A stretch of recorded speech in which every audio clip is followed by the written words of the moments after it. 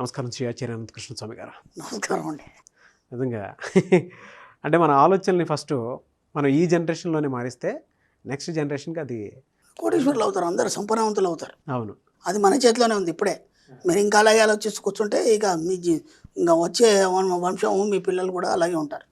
వాళ్ళ కోసమన్నా మీరు మారండి, కనీసం ఇప్పుడన్నా బాగా ఖర్చు పెట్టండి. డబ్బు అంటే ఏందో చూపించండి వాళ్ళకి. షూర్ సార్, థ్యాంక్ యూ అండి, thank you so much sir. ఇందులో ఏం చెప్తున్నారు? ఒక బాగా డబ్బున్న అబ్బాయి ఏదో అవసరం ఉండి పల్లెటూరుకి వెళ్ళాడు. అంటే ఆలోచన విధానం ఎలా ఉండాలి, ఆ రిచ్నెస్ అనేది మన మనసులో ఎలా ఆలోచించాలి. ఎందుకంటే మీరు ఎంత రిచ్గా ఆలోచిస్తే వాటిని పొందగలుగుతారు. మీరు ఎప్పుడైతే ఆలోచించిన మరుక్షణమే అది బీజం పడిపోతుంది. బీజం పడిపోతుంది అంటే ఎక్కడ పడిపోతుంది? విశ్వంలో పడిపోతుంది. మీ ఆలోచన మైండ్లో కలుగుతుంది, కానీ దాని బీజం విశ్వంలో పడిపోతుంది. నేనోసార్లు చెప్పాను, నేను అన్న తర్వాత మాట్లాడే ప్రతి మాట యూనివర్స్ రికార్డ్ చేస్తుంది. కాబట్టి ఆ మాట్లాడే మాటలో ఒక స్పష్టత ఉండాలి, సంపద ఉండాలి, డబ్బు ఉండాలి, ఐశ్వర్యం ఉండాలి. ఈ 3-4 తప్ప ఇంకా వేరే ఆలోచనలతో మీరు ఎక్కడ కూడా మాట్లాడకండి. ఇప్పుడు ఒక ఫ్రెండ్ మార్నింగ్ కాల్ చేశాడు, ఎరా ఏం చేస్తున్నావు, కాఫీ తాగాల? కాఫీ ఎట్లా తాగుతాడు, నీకు ఎందుకు ఇంకా కాఫీ తాగామని అడగడం. Good morning. ఎందుకు గుడ్ మార్నింగ్? ఒకసారి ఆలోచించు. మనీ మార్నింగ్ అని చెప్పండి. ఉదయం లేవగానే మనీ మార్నింగ్ అని చెప్పండి. ఎంత బాగుంది. మనీ అనగానే ఒక వైబ్రేషన్ మనీ మార్నింగ్ అని చెప్పండి.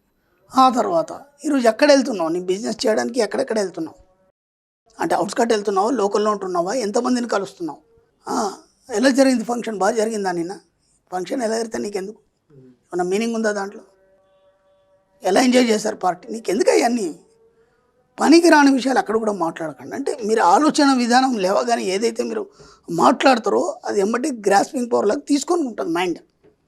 కాబట్టి లేవగానే మీరు డబ్బుకు సంబంధించిన విషయాలు ఫ్రెండ్తో మాట్లాడారనుకోండి, ఎంత హ్యాపీ ఉంటుంది, డే అంతా అలాగే ఎనర్జీ ఉంటుంది. ఈ కుర్రాడు పల్లెటూరుకు వచ్చాడు, వచ్చేసి పక్క ఎవరో ఇంటికి వెళ్ళాడు, కారు బయట పెట్టాడు, లోపలికి వెళ్ళాడు, అదంతా పని కంప్లీట్ చేసుకున్నాడు. చేసుకొని వస్తుంటే ఒక చిన్న కుర్రాడు ఇంతే ఉన్నాడు. ఆ కుర్రాడు ఆ కార్ని సుతారంగా నిమురుతూ కారు చుట్టూ తిరుగుతున్నాడు. ఈ అబ్బాయి చూశాడు, ఓహో వీడికి కారు అంటే చాలా ఇష్టంలో ఉంది, దాని ఊరికి అటాచ్ చేస్తూ తిరుగుతూ ఉన్నాడు అని చెప్పేసి కారు దగ్గరకు వచ్చేసి రాగన్నాడు, భయపడి పక్కన వెళ్ళాడు పిల్లాడు. ఇక రానా అని పిలిచాడు, పిలిచి కారులో కూర్చోబెట్టుకుని అలా ఒక ట్రిప్ వేసాడు. ట్రిప్ వేసిన తర్వాత ఆ పిల్లాడికి అన్నాడు కదా, ఆ పిల్లాడు మాట్లాడుతున్నాడు ఇంత, కారు బాగుంది అంటే బాగుంది, అది నీకెవరు కారు కొనిచ్చారు అని అన్నాడు. అంటే ఈయన అన్నాడు, మా అన్నయ్య కొనిచ్చాడు.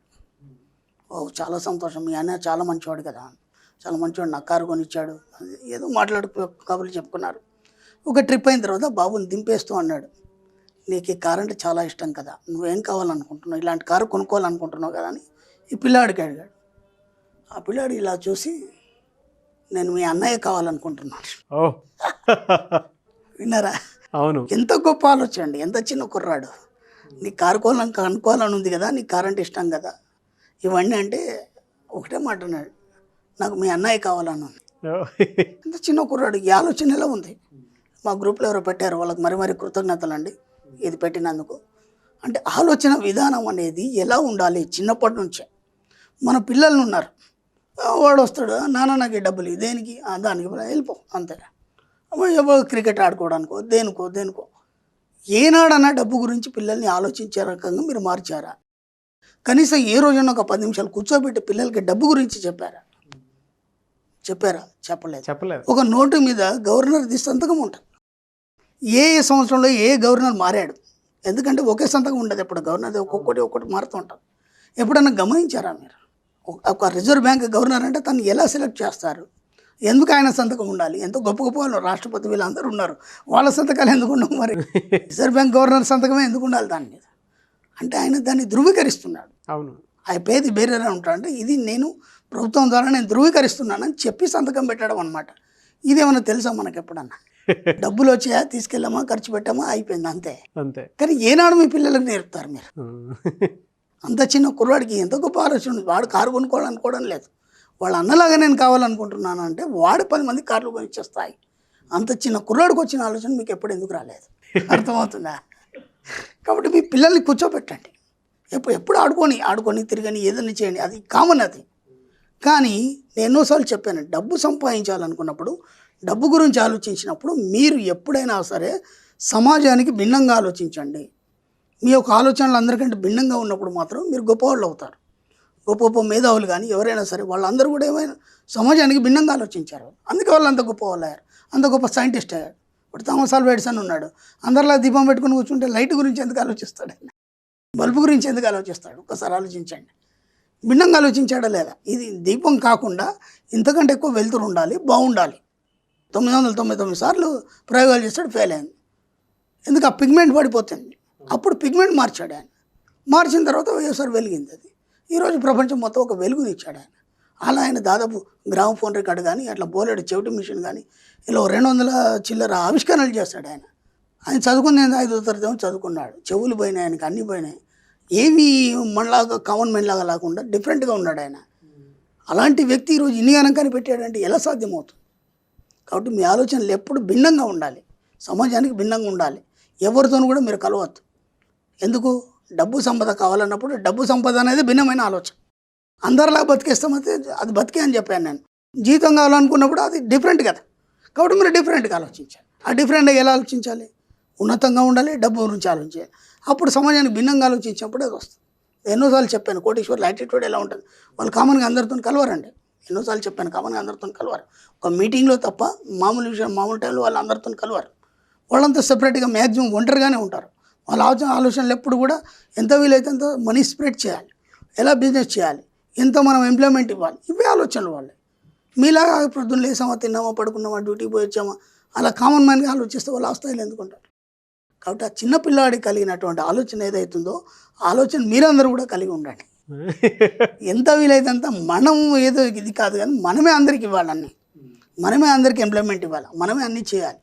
అలా ఎప్పుడు కూడా మీరు ఒక ఉన్నతంగా, అంటే మీ చెయ్యి ఎప్పుడైనా పైనే ఉండాలి, కింద ఉండడానికి వీల్లేదు. మీరు అడుక్కునే స్థితిలో ఎప్పుడు ఉండదు. నా మణిమంత్ర సబ్జెక్ట్ అయిన వాళ్ళకి, నా క్లాస్కి వచ్చిన వాళ్ళకి నేను అదే చెప్తాను.